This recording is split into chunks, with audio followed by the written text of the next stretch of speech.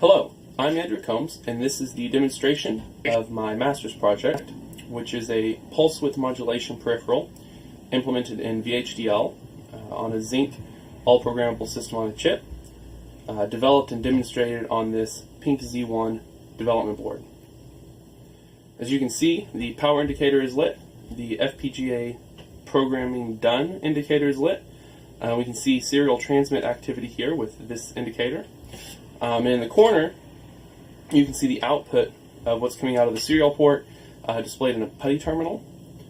So we're ready to work. Right now, this is all set with default values, so all the LEDs are turned off, and all of our PWM frequencies are set to their minimum values.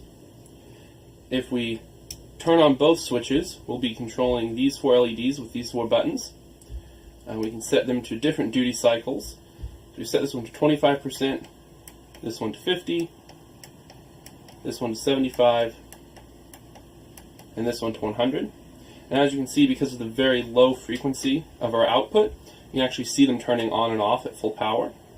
And as you can see, this one is at 100%, so it's on all the time. This one's on 25%, so it's on a quarter of the time. So this is the results that we would expect to see for the values that we've set. If we turn both switches to the off position, we can now control the top value for all three of our PWM peripherals. So this far right button controls the top value for this peripheral, which will control the output frequency. If we can click it, and you see the frequency speeds up. Each time we click it, it goes a little bit faster until eventually it becomes a nice steady output with a percentage output level. So as you can see, this one on the left is dimmer and this one on the right is brighter. And if we go back into the control for the duty cycles, we can set this to 0, and you can clearly see as it gets brighter as we turn the duty cycle up. So this gives a good visual demonstration of how pulse width modulation can be used to apparently change the output level when in fact you're just changing the amount of time that the output level is high at a sufficiently high frequency. And this applies to these two RGB LEDs here. So if we want to control the one on the right, we'll just turn the switch on the right on. And then we have our red, green, and blue control.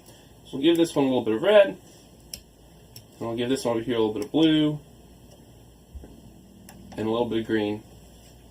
As you can see, these are both set to low frequency as well. But just like with these LEDs, we can turn the frequency up until they blend together into a nice, smooth output. Do that for this left LED as well.